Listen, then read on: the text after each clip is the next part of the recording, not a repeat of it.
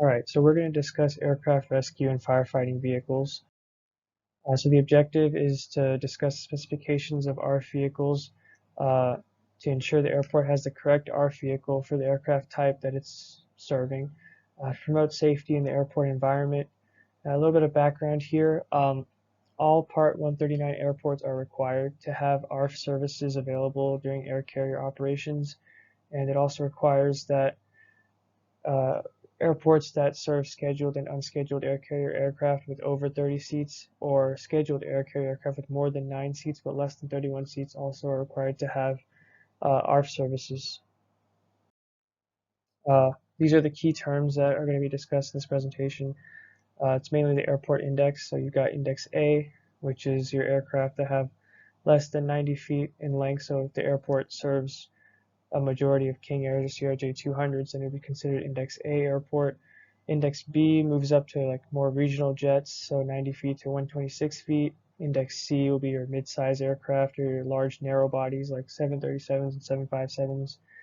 Index D will be your mid-size wide bodies like your A330-200, 767s.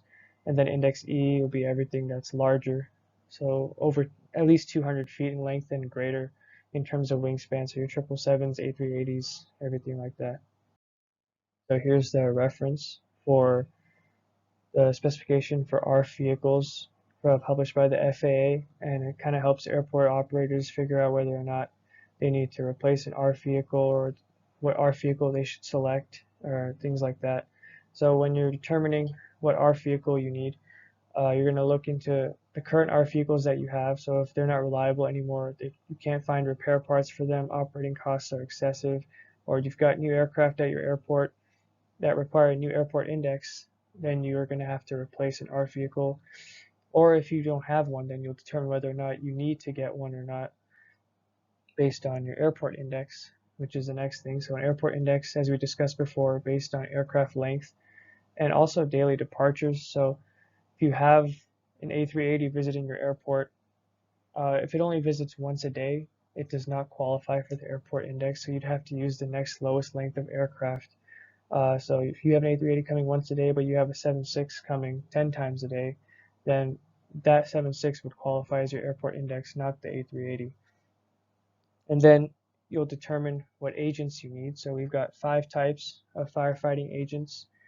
We've got their sodium-based dry chemical, which is like baking soda, your potassium-based dry chemical, halogens, and then water and foam. And there's also 5 different classes of ARF vehicles that have different capacities to carry those firefighting agents. And that is illustrated here. When determining your vehicle requirements, you have Class 1, Class 2, Class 3, Class 4, and Class 5. Class 1 is your basic 100-gallon water foam tank as well as a dry chemical tank. So you can either carry 500 pounds of sodium or 450 pounds of potassium or 460 pounds of a halogen agent, as well as that 100 gallons of water or foam. And then Class 2 upgrades that water tank to 300 gallons. Class 3 upgrades that to 500 gallons. Class 4 goes up to 1,500, and then Class 5 is 3,000 to 4,500. And those Class 4 and 5s also do have the ability to have that secondary dry chemical tank, as well as the 1,500 or 3,000 gallon tank. Okay, so other considerations for the ARF vehicle. They have to have the appropriate operating manuals on board. Similarly with an aircraft, you want to have your POH on board and your other operating limitations. Similar deal with this. So painting, marking, and lighting has to be in accordance with AC 150 5210-5, which also encompasses all other airport vehicles that are used on an airport surface, just so that we have a common ground of what the vehicles should look like and what people should look for.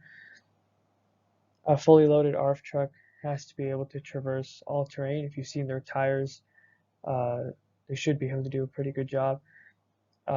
They should be able to ascend up a paved slope at a 40% grade, be stable on a 30-degree side slope, be able to safely maneuver a corner at 35 miles an hour without flipping over, be able to go 0 to 50 within 30 seconds, and should be able to attain a minimum of 70 miles an hour of a top speed. And they should be able to operate at above 2,000 feet MSL, because when you start having airports like Denver that are about 5,000 to 6,000 feet MSL, you really want to make sure that your RF trucks are able to operate correctly, especially with the aircraft coming in there, very large aircraft. You're going to want to make sure that things are working correctly and you'll be able to provide adequate emergency response. And any other all systems and features must be delivered in accordance with NFPA 414, which is part of the National Fire Protection Association. So that actually encompasses all fire equipment, so not just RF trucks, just like regular fire trucks and things like that. So these trucks have to comply to those standards as well as the FAA standards in the AC. So these are some very high level rescue equipment. So here are the questions. So first one is, what index category would a Boeing 757 fall into? Second one is, which is not a type of firefighting agent? And then, which type of airport must provide aircraft rescue and firefighting services? How many average departures for a certain aircraft are required in order to qualify as the airport index? And these are the references.